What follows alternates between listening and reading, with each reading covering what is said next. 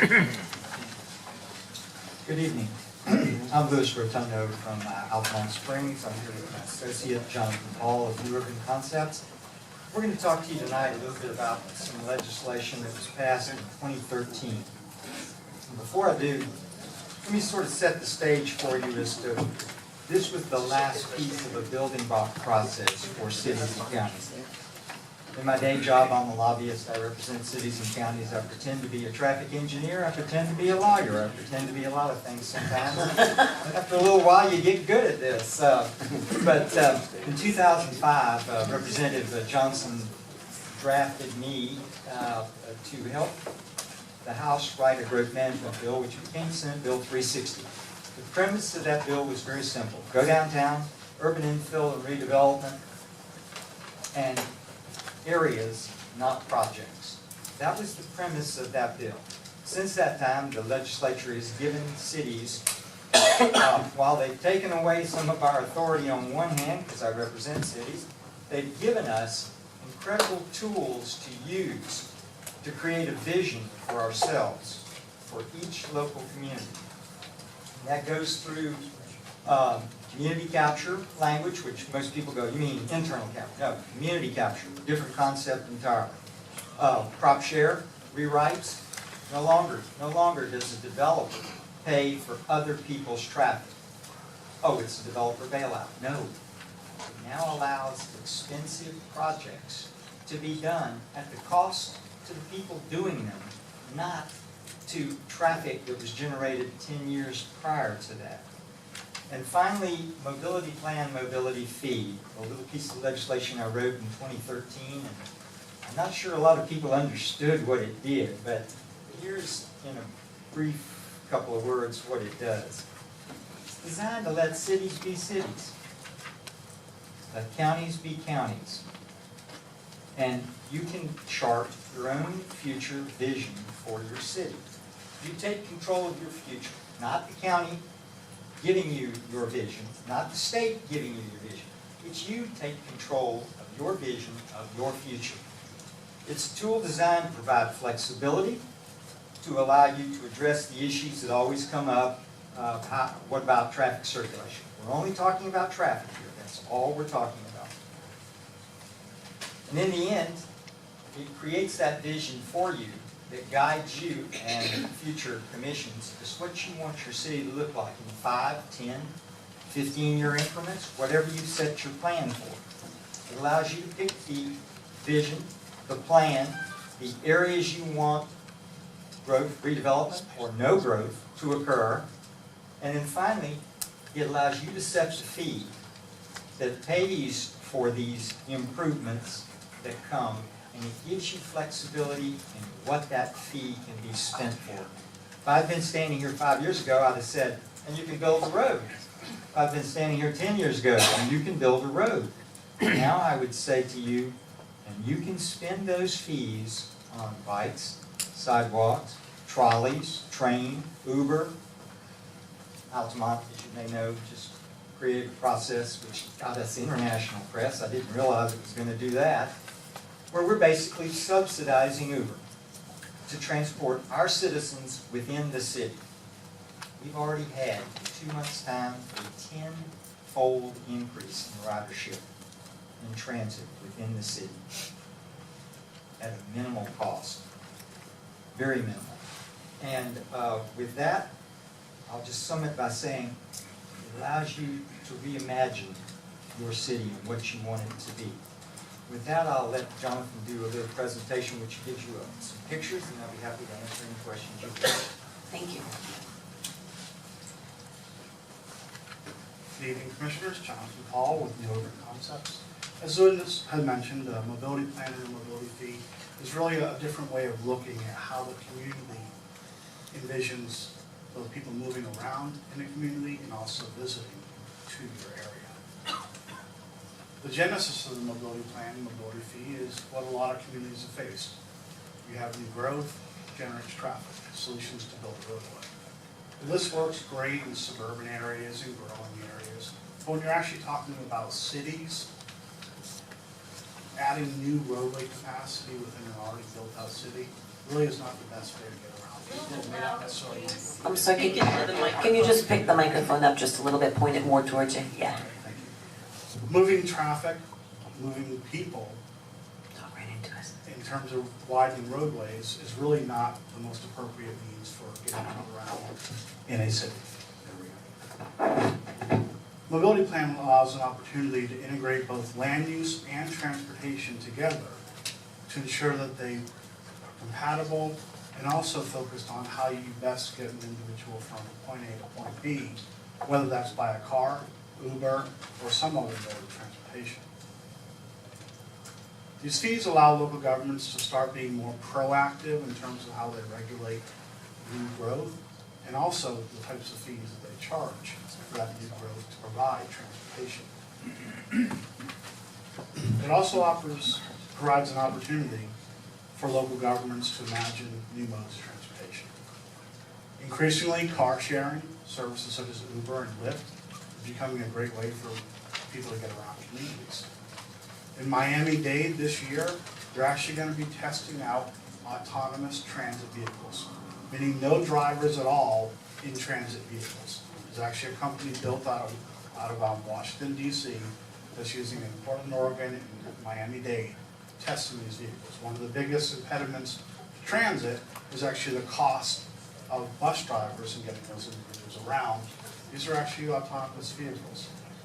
A lot of communities are actually starting to look at golf carts and other low-speed vehicles as ways to get around as the populations, demographics tend to age, or even in their communities, other modes of travel aren't necessarily focused on just private automobiles, but looking at other ways to get around. Then there are also other innovations regarding bicycle travel, that actually the Copenhagen wheel is actually a motor in the back of the wheel on a bicycle. You just replace your back tire, put a motorized wheel on the back of it, so you can go upwards of 15 miles an hour. A lot of these innovations are focused on moving people around differently than we have historically moving forward.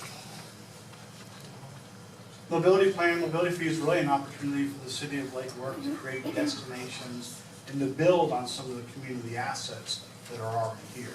Gulfstream Hotel being one, the expansion, drawing people to that area.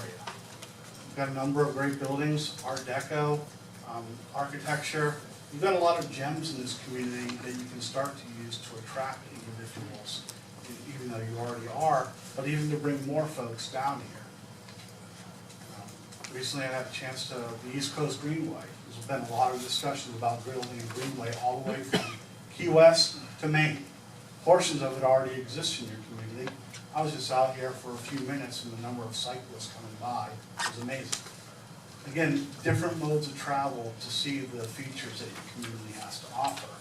And you can actually appreciate these a lot more when you're driving slower, when you're walking, you're bicycling, as opposed to high-speed travel through your community. The mobility plan and the mobility fee allows you to reimagine a corridor such as Dixie Highway. Is this really an obstacle to land use, to mobility, or is it an opportunity to reuse a lot of this area? I will say Lewis and I drove down from West Palm this evening at 5 o'clock in the afternoon, and we got here about 5:20. Okay, for a 4-lane divided roadway in a large metropolitan area, that's not a whole lot of traffic given what you experience on the interstate and other parts of the area. So it's an opportunity for Lake Worth to reconsider the purpose and function of Dixie Highway. There are a number of underutilized land uses along that corridor and elsewhere within the community that provides an opportunity to consider rebuilding on or redeveloping or revitalizing certain areas of your community. You have 2 main corridors through your downtown, Lake and Lucerne. I've looked at recent traffic counts. They're carrying about 7,500 cars a day on each roadway. That's 15,000 cars total. You know what other corridor has 15,000 cars? Atlantic Avenue going through Delray Beach. It's a 2-lane road. So you have 4 lanes of capacity through your downtown to accommodate 15,000 cars a day. Tri-Rail Coastal, or the Tri-Rail service that exists today, improving accessibility and and mobility to that future expansion of rail is one of the major components that could be considered as part of the mobility plan. Mobility plan provides the city of Lake Worth the opportunity to reimagine traffic. What if you wanted to consider converting those one-way roads into two-way travel? What if you wanted to do something similar to what they're doing in Delray Beach and actually converting Dixie Highway into a two-lane road, where you put back on-street parking and bicycle lanes, or you put in a cycle track, or you put in wider road sidewalks, and you reduce the speed limit to 25 miles an hour. I will say the traffic counts on that roadway today do not support a 4-lane roadway. They easily support a 2-lane corridor. And the fact that you can drive down this corridor at 5 o'clock in the afternoon and get from Palm Beach to Lake Worth in less than 20 minutes really starts to call into question, is there a better use of that land that already exists? Mobility plan, mobility fee is really an opportunity for the city of Lake Worth to embrace its own transportation system. The legislature has restricted somewhat how local governments can regulate the impact of growth. They've also given you a great opportunity to reimagine how people get around in your community. And with that, that concludes our presentation, and Lewis and I are here to answer any questions you may have. Vice Mayor? One second, put your hand up. No, I think, first of all, I'm very pleased with it. This is, we are pointing out areas that we all go, oh, yeah, oh, yes, great night. Yes, we need that, yes. So it's something that, you know, we've been talking about trolley service and bringing trolleys back. We've actually got funding for a couple of trolleys. We're just seeing pedicabs arrive in our downtown. We're talking about complete streets with Ms. Delaney. I don't know if she's still here. We just did a presentation with the MPO talking about that road diet and creating different types of amenities and parking solutions, which we're coming up to. But I guess the biggest question is that really didn't address was is this basically, what does this have to do with like the impact fees that the county, you mentioned the county. The county currently collects impact fees for properties. We don't get that money. They're coming through our city, but the county gets the money and we don't get the money.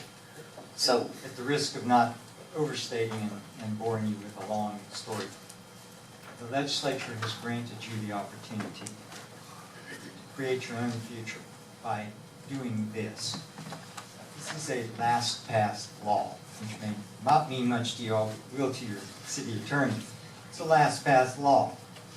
There's no exemption for Palm Beach County in that law. So it holds. And what it says is each local government may adopt its own transportation mitigation scheme. When I wrote that with Altamont in mind. You can either do concurrency, which is what the county does, in which case there's a ton of restrictions in there on how you spend concurrency money. Or you can do mobility plan, mobility fee, in which case you follow the rules of mobility plan, oh, that's right, there are no rules. It's that new. Or third, you can do what I call to the legislature other. Other is, I don't care what you call it. You can come up with any name you want to, but you can't charge for backlog, and you have to have a pay and go, which is what most people were doing in 2013.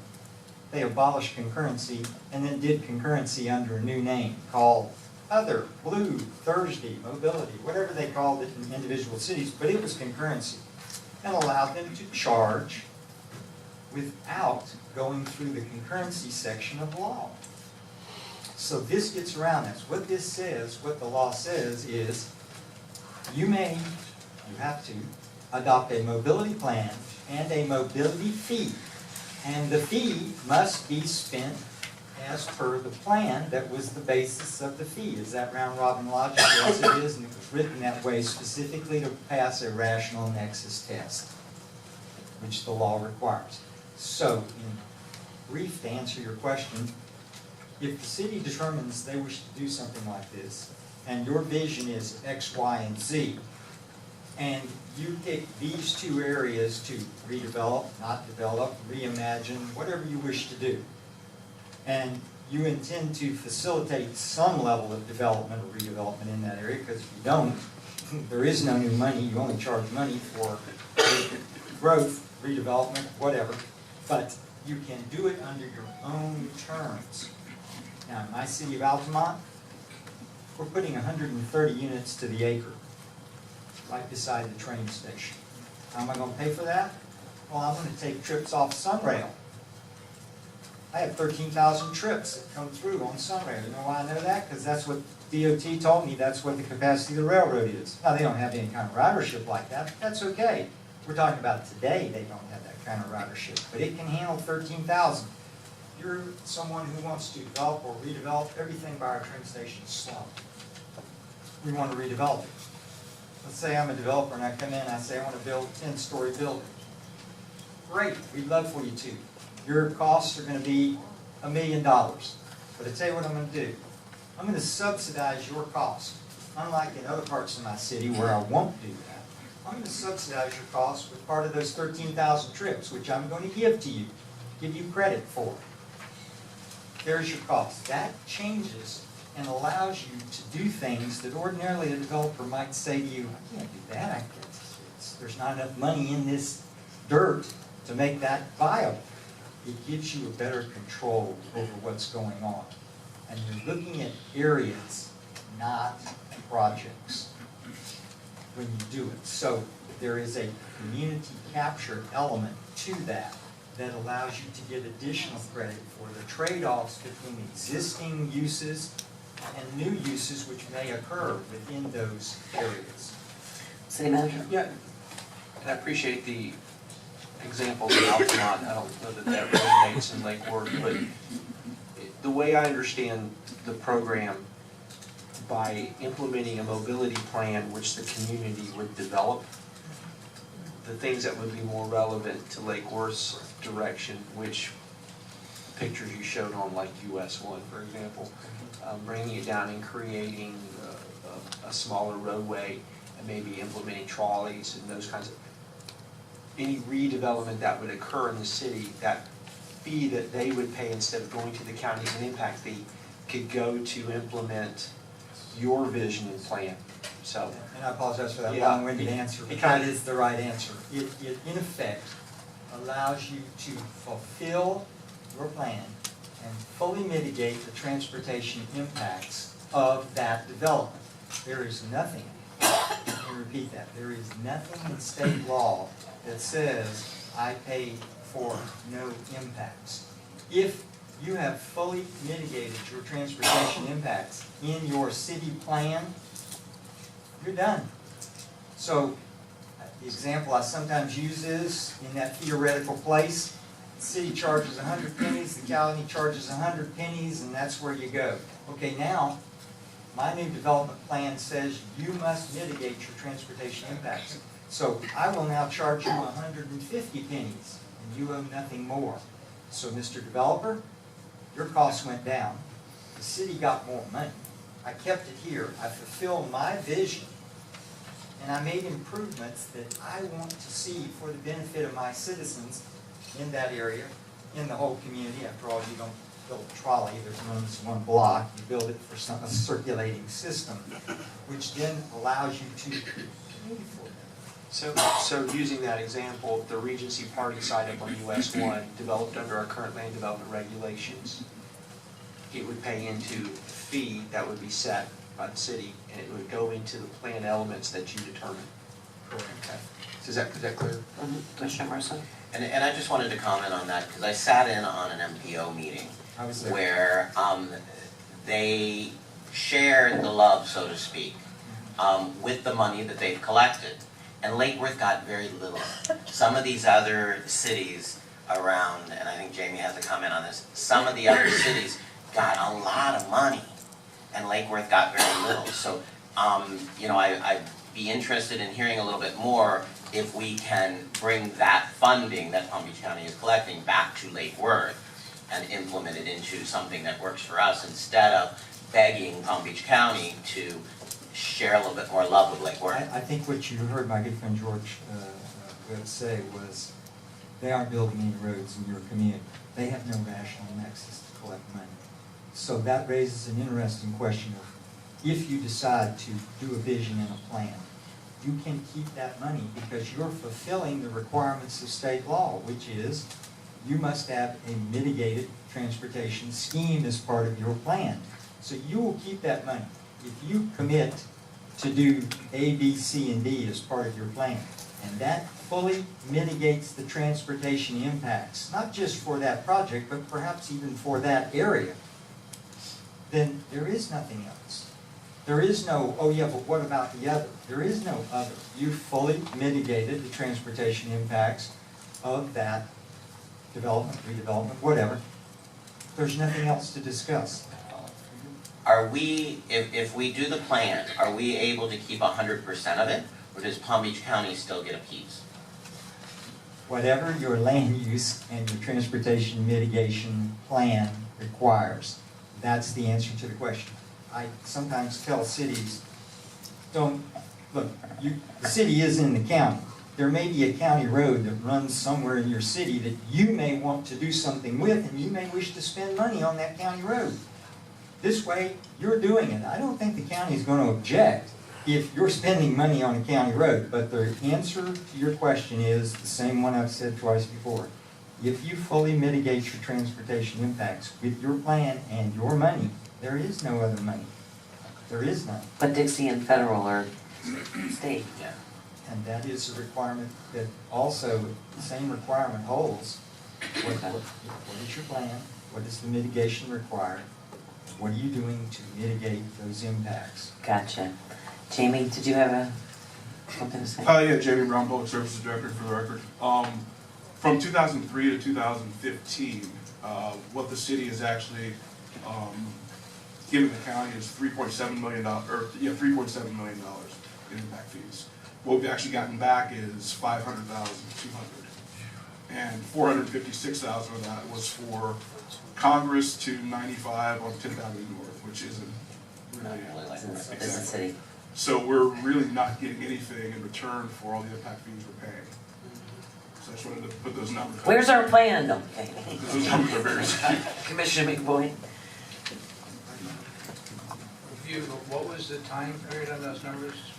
And then 2003 to 2015. so 12 years, and you said it was about 3.5 million? It's actually 3,685,899. 3.7. Yeah. And we've and they've given back 500,200. And not within the city limits. Not within the city limits. Well, yeah. Not within the city limits. And those amounts are controlled not by anything that we do, they're controlled by what projects are built and the mitigation fees charged for the projects. It's just that in that current scheme, that money all goes to the county, or essentially all goes to the county. Let me ask a little bit more. You mentioned that this works if whatever plan we come up with fully mitigates. So we saw some pictures there of some empty lots on Dixie Highway. Developer wants to come in, put your example was a 10-story building. All right, we say a 10-story building. Not this town. 5-story, whatever it is. Not this town. And let's say it's residential and it has X number of units, 30 units, 100 units. Somebody does a traffic study and says, on average, these folks are going to do so many car trips a day. What does fully mitigate mean? That's increased traffic that the folks who are already here have to now deal with. Can you give me an example of full mitigation of those increased trips? Yes. First of all, the good news you're going to tell a developer as an incentive, if you wish to do that, is there's no traffic study required. We've already done it. Read our plan. The plan becomes your key component. So whether I live around the corner or in New York City and I want to invest, I can go on your website and just look at what your fees are for various uses, what your plan says, what your vision is for your community. It's a wonderful tool to sell your city without having to get through the whole process of, let me tell you what a great place we live in. They can see it and they can make economic decisions far before. The answer to your specific question is the plan determines how you mitigate. So everybody always immediately leaps to the conclusion of, well, I'll build a road. What you've been seeing is mobility comes in many forms. We're not talking about just roads. We're talking about moving people. And people move in various ways. I don't walk down the street. It's hot in Florida. But if I was on a sidewalk that was 8 feet wide and had an awning over it all the way down, yeah, I might walk 4 blocks. I don't ride a bike. It's hot in Florida. It rains. But if I have bike trails with shelters and shading, that's mobility. If I lived in Wellington, I may ride a horse. I may ride a trolley. You know, on and on and on. You determine. Mitigation for trips is a very easy thing to do. What we're discussing now is what's allowed in the state law, which is in any format. Mitigation can come in more ways than one. Under concurrency, it was roads. Under this, it's whatever you determine to be your city's vision for its mobility.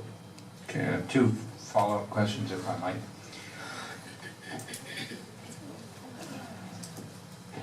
We know that people in South Florida, when I built that 5-story residential building, they're all going to have a car, with very few exceptions. And I can write a plan that says, the way I'm going to deal with the existing folks in this residential community around it who weren't really very keen on more traffic, is I'm going to say that there will be no more traffic, and that they're all going to ride bicycles or horses or walk. And the people who live in that building say that's a very nice idea, but I'm going to drive my car. It will. What does fully mitigate mean? Well, there's, that's a subject for a much longer conversation. Well, but the whole premise is based on you're saying that this is a way that you can, that the criteria is if it fully mitigates. So I need to understand what that means. I'll you want to take a crack at this, but let me give you one example. When we built Sunrail in Central Florida,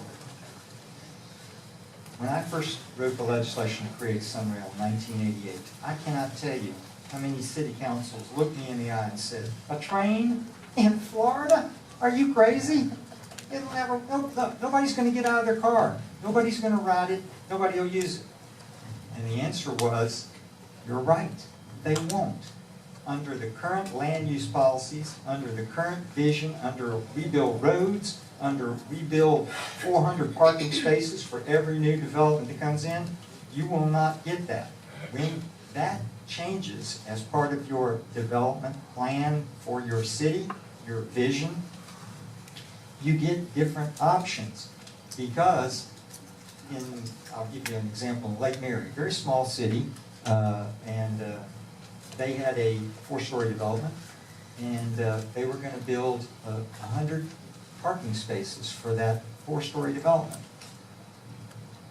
It's right across the street from a train station. Why would you do that? The people who want to ride a train